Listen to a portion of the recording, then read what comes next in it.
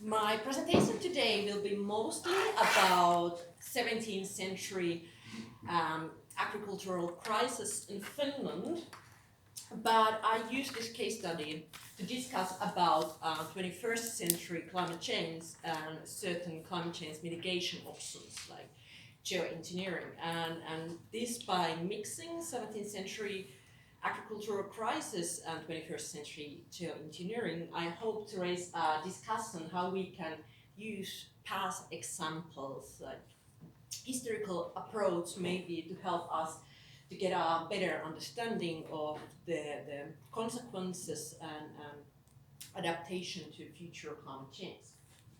So, outline of my presentation, I first start briefly talking about the 21st century current global climate change, and with this I give a brief introduction on climate engineering systems or options, approaches, especially solar radiation modification. Then, majority of my presentation I will focus on the 17th century crisis in Porthania in western Finland, and at the end I hope to raise a discussion how we can perhaps build a bridge between historical sciences and climate change research. So, very basic about how we can respond on the current climate change.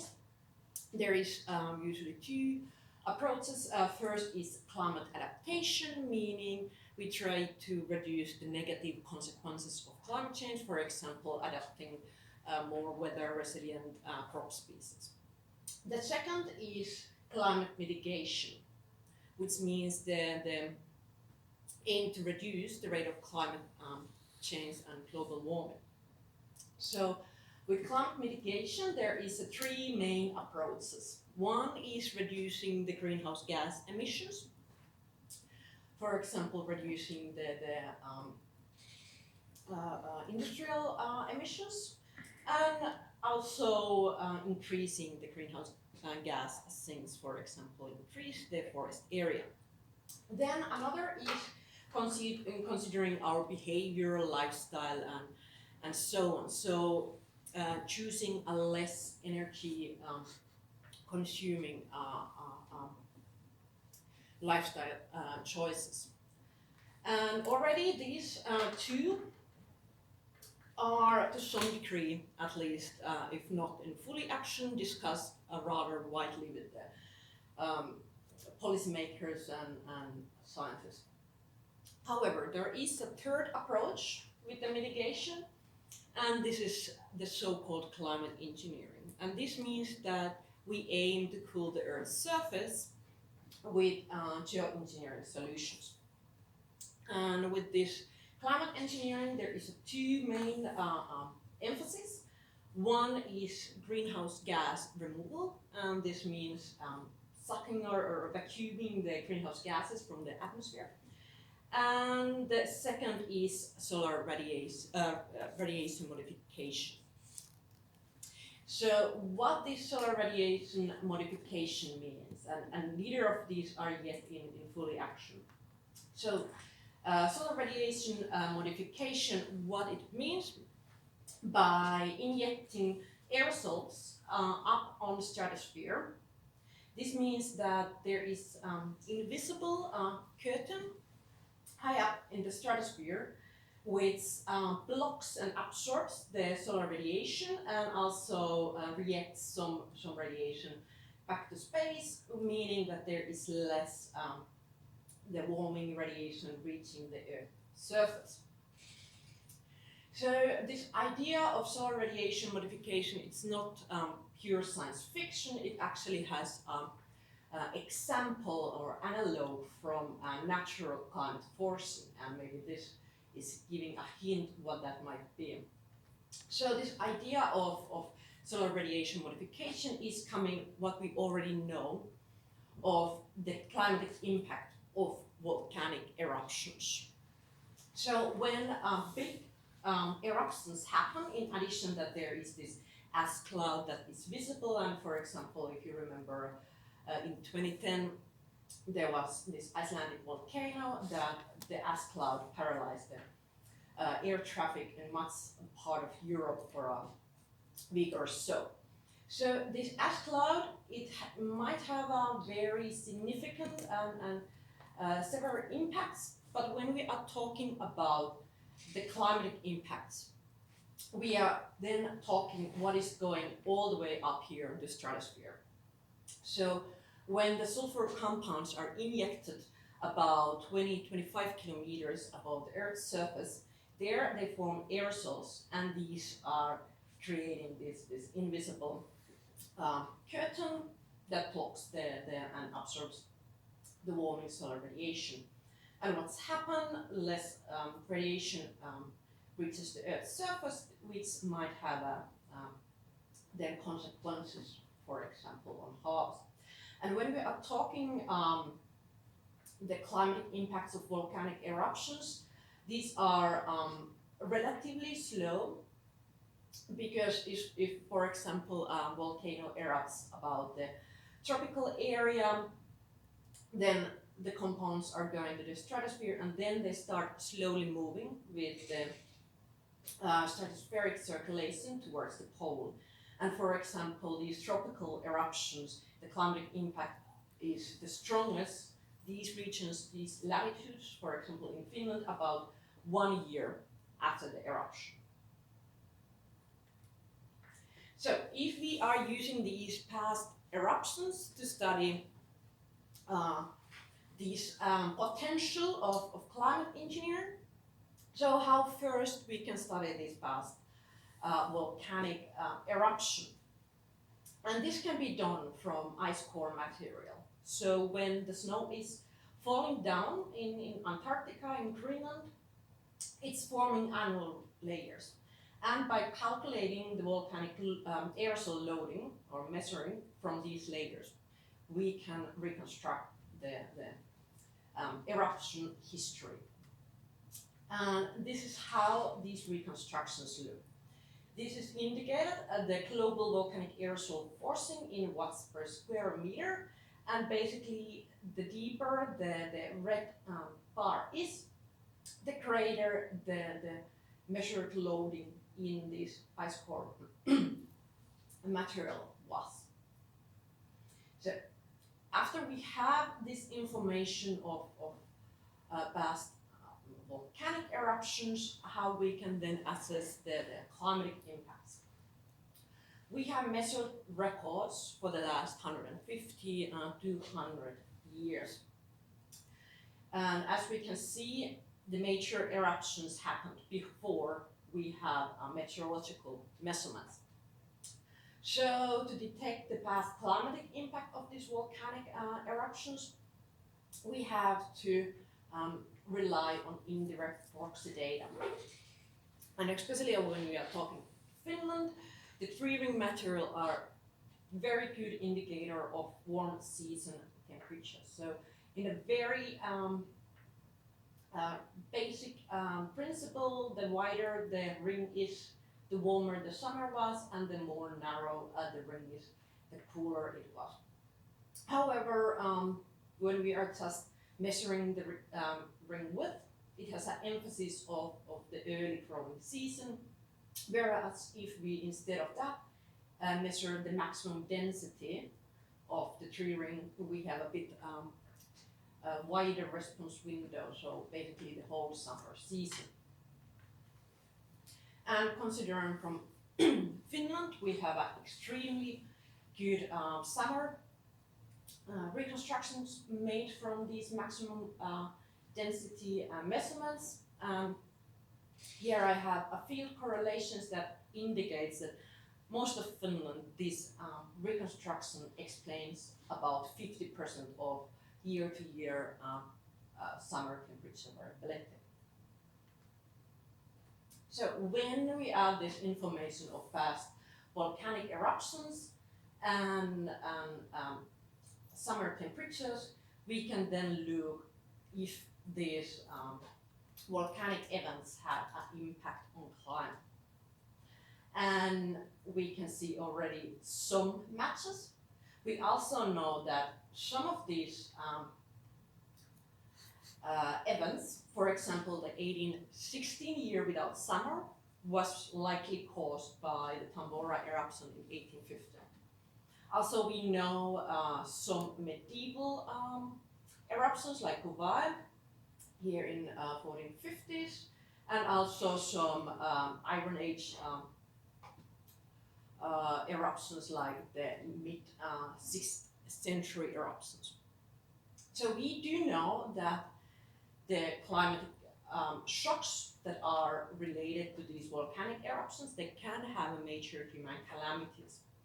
However, we have only some sporadic case studies, some from 6th century, some from medieval times, and then the Tambora eruption and their human consequences are most likely the best study that is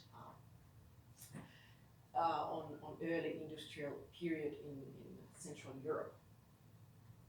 So we have many case studies, but what we are lacking is systematic research that we could quantify the human consequences of reduced solar radiation, and then might help us to talk about the possible human consequences of this solar radiation management. So in this presentation, I will focus on 17th century eruptions. And why 17th century? Because there was, during a rather short period of time, 3 eruptions that were about the same magnitude. And I will look first at climatic impact, then agricultural impact, how the impacts on crop cultivation might have affected the economic situations, and then last I will talk about what this have maybe done for human health and well-being. So what I'm using as a material with the historical sources, I'm using account, mostly verification books, kept by the Crown. And these verification books, they recorded tax and other tributes of each peasant holding by holding. And in addition, the verification books, I'm looking in the land books. And for the climatic impacts, I'm using this tree-ring-based reconstructions already presented in the earlier slide by Laskowski and Helma. So, I have here a capture of the same graph I showed earlier, but only now the 17th century period. So we know that there was a Porthania eruption in 1600, and the peak in volcanic forcing happened a year after, so 1601. Then there was the Parker eruption in turn of the 1640-41, and then the peak in volcanic forcing was in the next summer. And then we have a last eruption that is still unknown when the eruption actually happened, but we do know that there was the peak in the forcing happening in 1695. And here I have the same June, July, August temperature reconstruction that I presented in the earlier slide. So how we can then look what is the connection with the forcing dates and the climate data. I will do this with a superposed epoch analysis, and I'm presenting these methods now rather thoroughly because I'm doing or applying the same analysis also for the historical data. So what the superposed epoch analysis means, we are posing the climate data around these peak forcing years. So for example, in the case of 1601, when there was a peak following the Porthania eruption, I take a 16 years period of this. I give a new year number for the year 1601, the year of forcing, and then I take 5 years before this and 10 years after this. And then I'm doing the exact same thing for 1641 and 1695 eruption. And then we have a 3 mini time series that all have the same temporal scale. And then we can combine these, calculate the mean, also the confidence intervals, and so on. So, although we do not know when the 1695 eruption happened, but based on the Porthania and Parker eruption, these followed about 1 year after the eruption, the cooling, the peaking in cooling. And during these 3 events, the summer temperatures were about 1.5 degree cooler than on average. And in this time, in 17th century, in Finland, majority of the people were peasants. Their main livelihood strategy was crop cultivation. In the 17th century, this was a time of the so-called Little Ice Age. The growing season was already, on normal years, shorter than, for example, today. So how we can then estimate what this average 1.5 degree Celsius drop in temperatures did for the agriculture that majority of the people were relying their livelihoods on. And this, I go now with the historical sources. The reason why I'm looking for southern Ostrobothnia is because from this region, throughout the whole century, there is type data available, and the tides were collected with the same principles. In other parts of Finland, there have been fixed tides, that the amount of paid tides was all the time the same, didn't depend on harvest. In some places, it was actually, the tides were based on the amount of sowings. But here in Ostrobothnia, the grain tides were based on annual harvest fluctuations. And the grain tides were collected from each farm, so these are all separate holdings. And this is a grain tide record from 1641. So this was one of the peak forcing and peak climate impact years.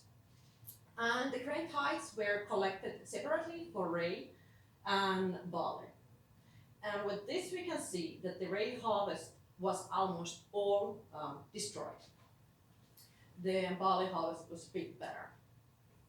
And the good thing with these tide records, it's not only quantitative data, we also have qualitative data. So, for example, this is one letter from Ilmajoki parish, that it's actually stating that there wasn't any tides collected because cold and frost took all the grain. So these tide records a very good material to estimate the past harvest, especially year-to-year harvest fluctuations. So, how these 3 events then materialize based on these type records. In here I have, done exactly the same as I did with the climate data or with temperature reconstruction. So I have given the year 0 of all these peak forcing years.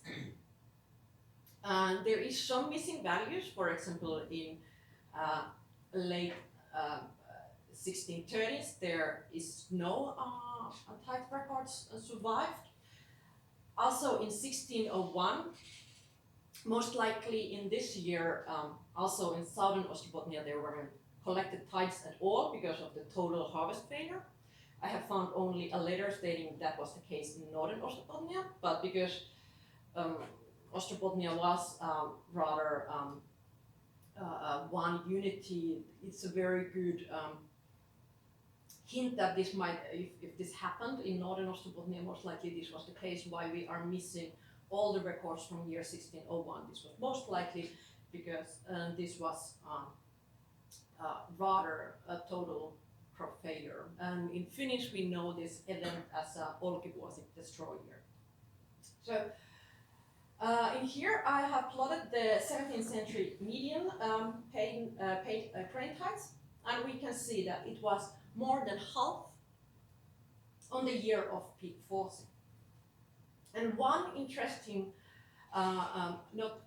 notion is that usually the climatic impact lasted only this 1 year as a significant. But when we look the impact on harvest, the yields remained low for a couple following years. And most likely this was due to the lack of seed grain or poor quality of the seed grain, because in 17th century Sweden, the peasants were supposed to be self-sufficient also in the matter of seed grain, and therefore in years of bad crop failure there wasn't transportation networks rapidly to bring massive quantities of seed grain to Finland. One important thing what I would like to note, in here I have indicated the harvest loss in different color. The darker it is, the greater the harvest loss was. In here in 1601 it should be maybe a little bit more dark, because here's the whole total missing year 1601, but because I couldn't know if it's really 100% harvest loss or 75 or what was the actual harvest loss in these specific years. In here now it's only for the years 1602 and 3.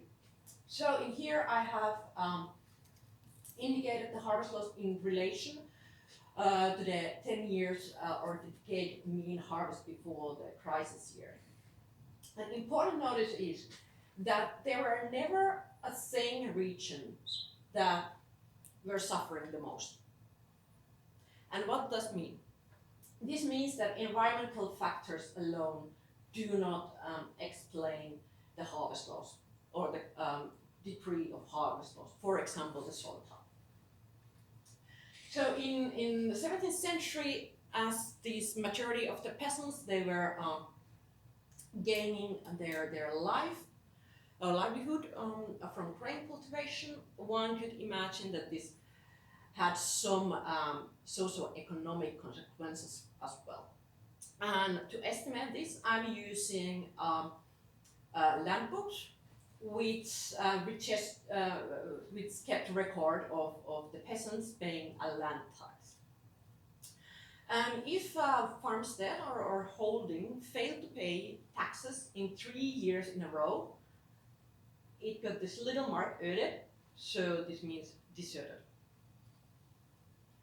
But one have to remember that this doesn't necessarily mean that the farmstead was totally abandoned or all the people from this holding have died out of hunger or so, because in this land book we have also marked the field area, the people living there, and even the cows. So this first example, there was no people living, and this was then a really abandoned farmstead.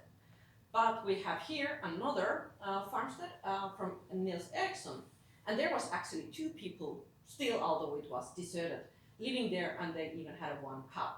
So when we are talking about this deserted farmstead, it's tax-paying or indicator of ability to pay taxes, first of all. So, and how does this look? About 2 years after the first harvest failure, after the year of peak forcing, we can see notable peak in the number of deserted holdings. So during each of these crisis year, the number of deserted holdings at least doubled. And the peak started to look on the third crop failure year, which makes sense because it was based on if a farming failed to pay 3 years in a row the taxes.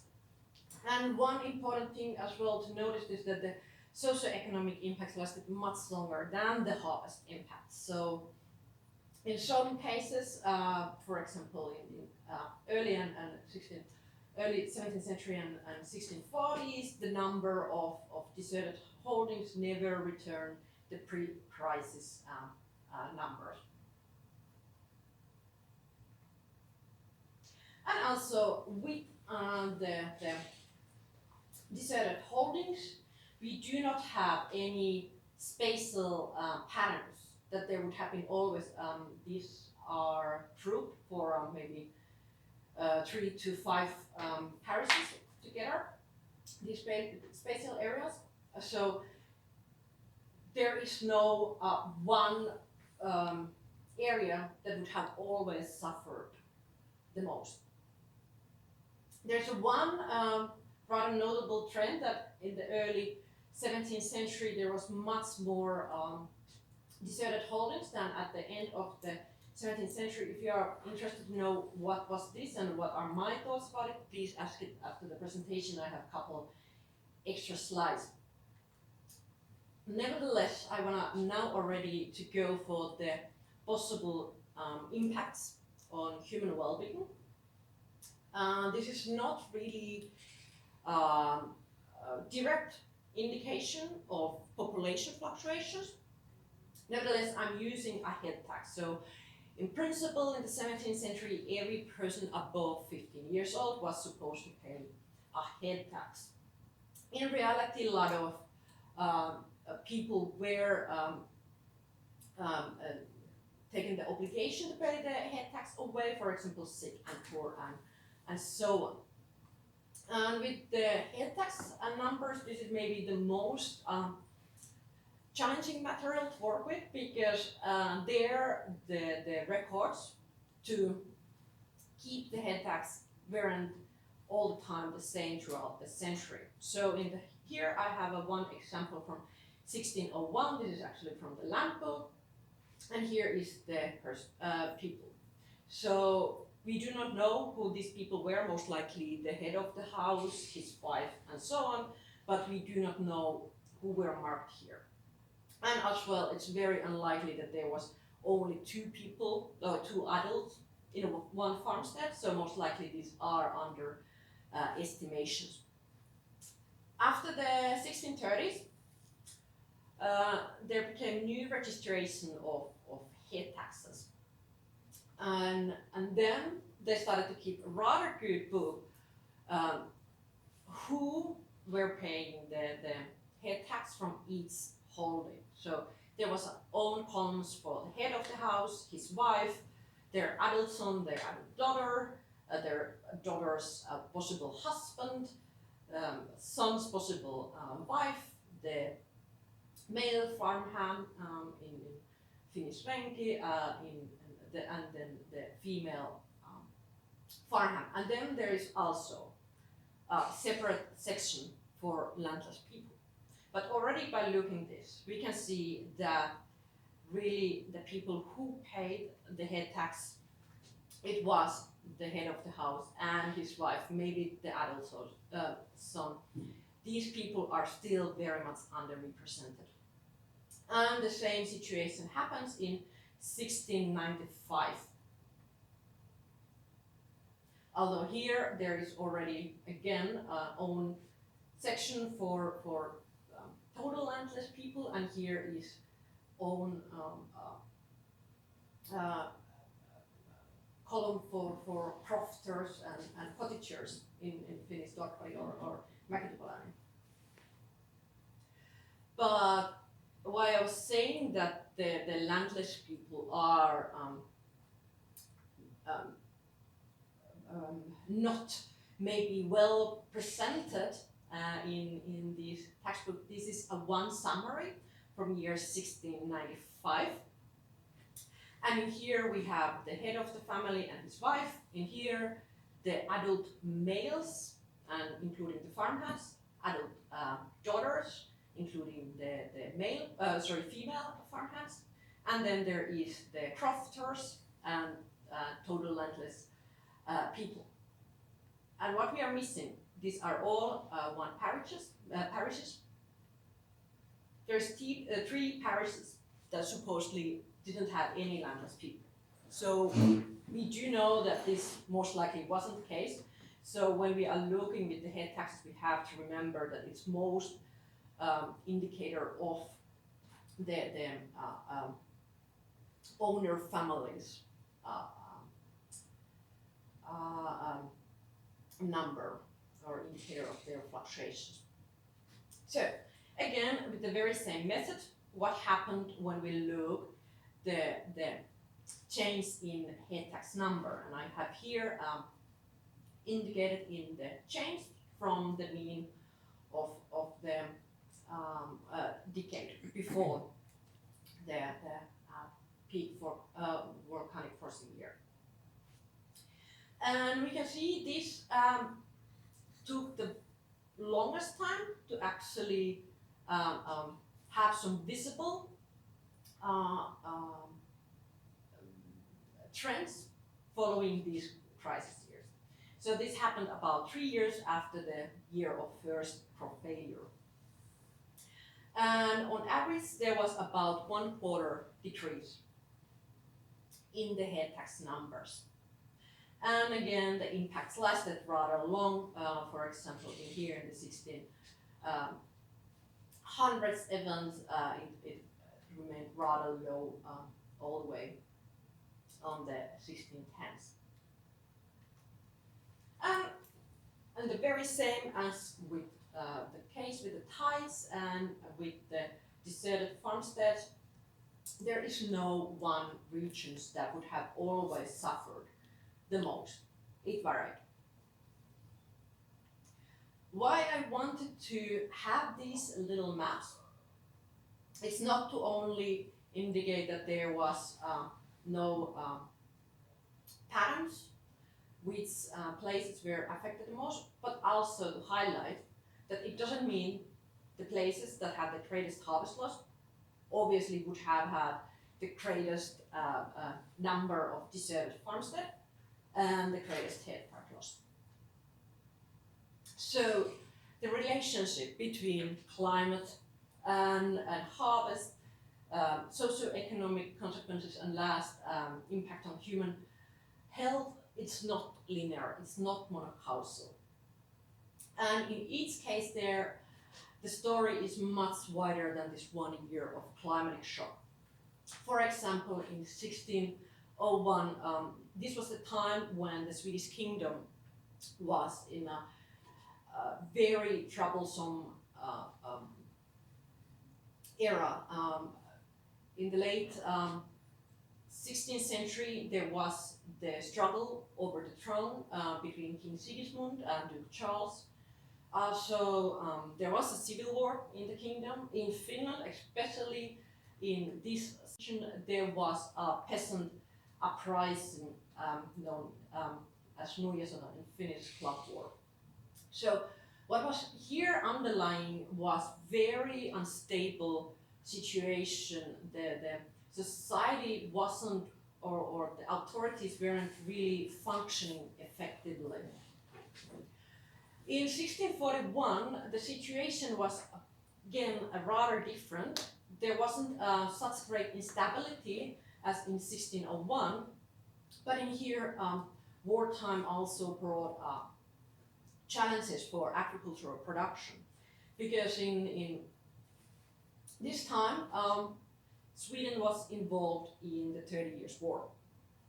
And Swedish army was very different from most of the other European armies, because Swedish army was, especially when we are talking about 1640s, a peasant army. So the troops were recruited from the countryside. And it has been estimated that every second farm was missing one adult male due to the recruitment. So, and this time the main labor force in these fields were a human labor. So imagine that each or every second house was missing one adult male from the agricultural work. One can imagine this had also an impact on the productivity. And in the 1695, there is not actually story of war like in the earlier two. Actually, there was a time of rather unusual for the 17th century Sweden. There was a period of 2 decades of peacetime, meaning that the population actually increased rather rapidly in the late 17th century. So the population increased and it created a pressure to produce also more grains. And in addition, although there is not a wartime before or during the crisis, Sweden was nevertheless preparing for war. So against Russia, and during this time, the late 17th century, the taxes of the peasants, they were up their maximum limit. So they were also reaching the tipping point how the peasants could survive by paying these taxes and still have enough food for to feed their family and workers. So it's much more complicated than just the climate. And in addition that we have these changes and variability in time and space, we also have within the society. And in here I have one example of the deserted farmstead. So a little bit background, in 17th century Finland and Sweden, there were 3 types of peasants. There was the freeholders who owned their farms and holdings. Then there was crown peasants who didn't have the hereditary right for the farm. And then there was the manorial peasants. In my study area, there wasn't a great amount of manorial peasants, so mostly I'm focusing on the freeholders and crown peasants. So how the situation changed in the early 17th century, almost every peasant in southern Ostrobothnia, they were freeholders, meaning they owned their farms. However, when these farmsteads faced difficulties, when they were deserted, when they were marked as unable to pay taxes, the crown claimed these holdings. And then the next people who settled in these farmsteads, they became crown peasants. And that's why about 1/4 already by the end of the 17th century of these peasants were crown peasants, so not owning their farm. However, one important to notice is that the freeholders and crown peasants, they didn't differ when we are looking the amount of taxes or other tributes what they have to pay, because the taxation was greatly based on the mantle size of the farms. So there is a 3/4 mantle farm of months, and here how much he had to pay land tax. He was a crown peasant. But here, freeholder Olaf, exactly the same amount of mantle size of the holding, meaning he paid exactly the same amount of money. So keeping this in mind, that the crown peasants and freeholders, they didn't differ between each other regarding the taxes or tributes. It's still interesting to notice that about 10% of the crown peasants' farms were deserted, whereas the freeholder farms, less than 2%, were deserted during the peak year of abundant farmstead in 1697. So why, if they have the same tributes, why this one group who only differed that they didn't have the ownership of the farm, how they suffered so much more? So some of these farmsteads were located in areas that didn't have that good soils for crop cultivation, or they were very remote, meaning that it was very challenging to arrange seed grain from the towns if they were losing their own seed grain. Also, one important matter might be that if these crown peasants were assigned to go and cultivate these deserted farmstead, what was their capital they could bring on to settle these previously deserted holdings? So could it be also matter of their resources? And then one thing that might have also played a role is the land ownership, and especially the social connections and a relationship. This fact that one peasant family is cultivating and habiting one farm such a long time might bring, for example, in relationship in relation to who had the best connections with the Americans of the towns, who then were shipping the grain, and then also providing seed grain loans and so on. Also, what I want to last mention, that there is major differences with the society. Although there was these 3 parishes, that there weren't any landless people mentioned. There is these 3 parishes that have indicated the whole different 3 groups. So interestingly, when we look how the head tax changed between year 1695 and 97, when we look what was the change when we look the head of the house and his spouse, his wife, it was almost no decrease whatsoever. When we look the adult family members and farmhands, the decrease was about 15%. And when we look the landless, the crofters, categories, and in Husere, the total landless people, it was about 36% that this group of people decreased. Of course, this is once again not really direct indicator of population number, because these people, for example, the female and male farmhands as well, the landless, this might indicate also the mobility that these people then had to move out from these parishes to even other provinces in order to try to find some temporary jobs and food and place to stay for a night. So, because we have this pattern that the impacts varied in space and in time, as well within society, I argue that history cannot explain future. Even less history can predict future.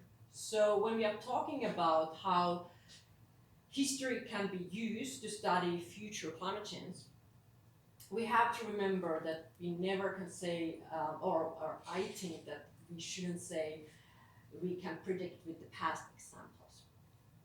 However, although we cannot predict, we can distinguish certain patterns. And in this case, the patterns are this. About 1 year after the volcanic forcing, there was the climatic impacts. The climatic impacts lasted about 1 year, the most significant. Then there was the impact of harvest, which lasted around 3 years. The socio-economic consequences, they started to culminate about 2 years after the first harvest failure, or 3 years.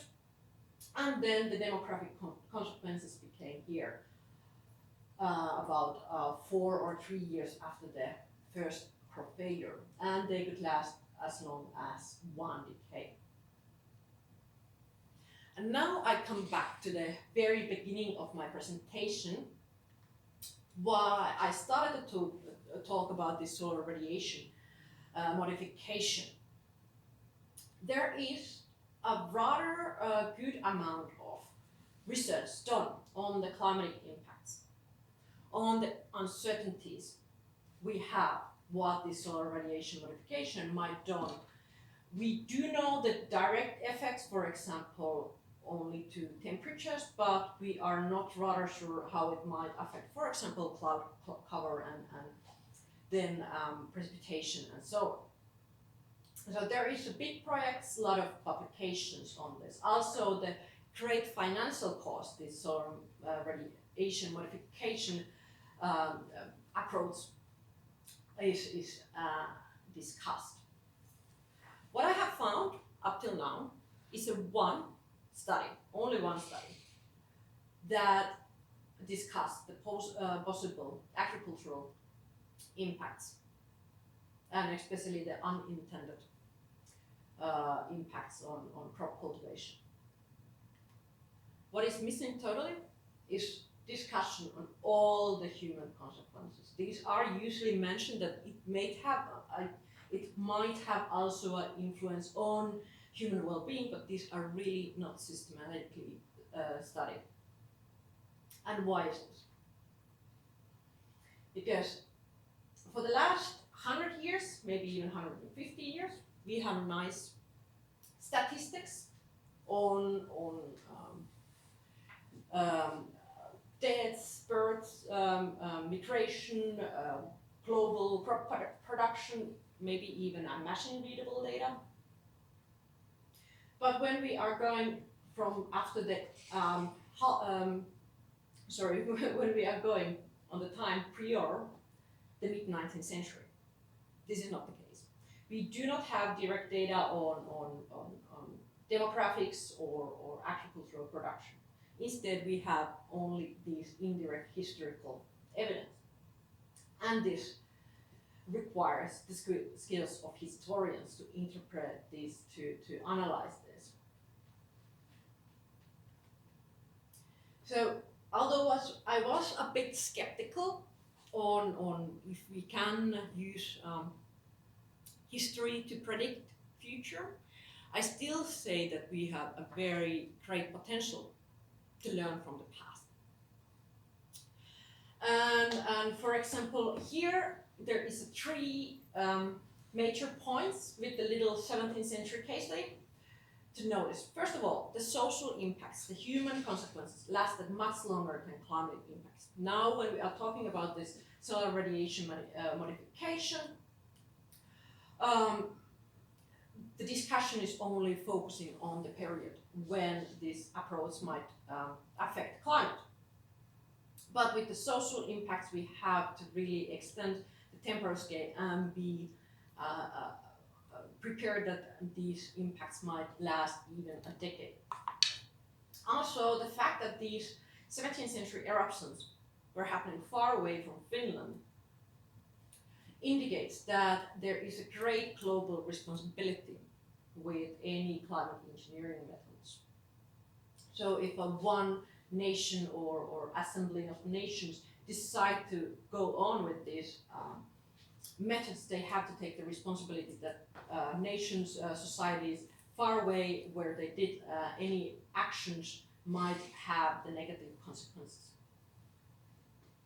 And as well, to indicate that how these impacts, although there were these patterns, that because they varied greatly in time and space, this indicates that the social responses are rather difficult to model.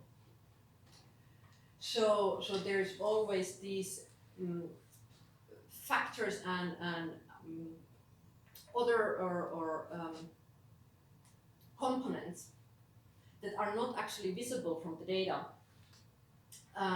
but still nevertheless are influencing their rather greatly behind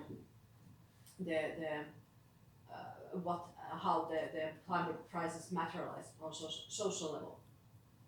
And although in Finland, of course, we are not most likely going to face famine anymore if we have a drop in temperatures 1.5 degrees, but today is a lot of societies in different parts of the world whose livelihoods are based on self-sufficient and climate-sensitive food production. And about the historians and climate change research, why I have these patterns and using the same method to analyze the both climate data and the historical data. I would like to highlight that when we are able to present these patterns, this helps communicating with other disciplines, for example, with the climate scientists. But it also helps us to communicate with policymakers and public as well. And as well, one important lesson that historians can indicate is the complexity of these events and how there is examples from the past that really the role of one individual or certain institution really affected how the climate events materialize on societal level. And this then can highlight the message that agency matters. So it's not maybe too useful to always say what little Finland can do on climate change matters if bigger nations are not doing bigger things first. And in addition, what I have been now talking, I'm very briefly only focusing on these short climate-related shocks. History history has a great potential also to bring other examples from the past. For example, we can look the pathways of long-term successful adaptation and hopefully also be able to provide positive stories and go when we are talking about climate and humans beyond the classic collapse narratives. And as well, perhaps history can have also potential to indicate how political and economic changes can be made in a successful way, and which are the factors that are affecting the outcome of these personal changes. So, thank you very much, and let's hope that there is a lot of good discussion after. Thank you. Thank you, Heli.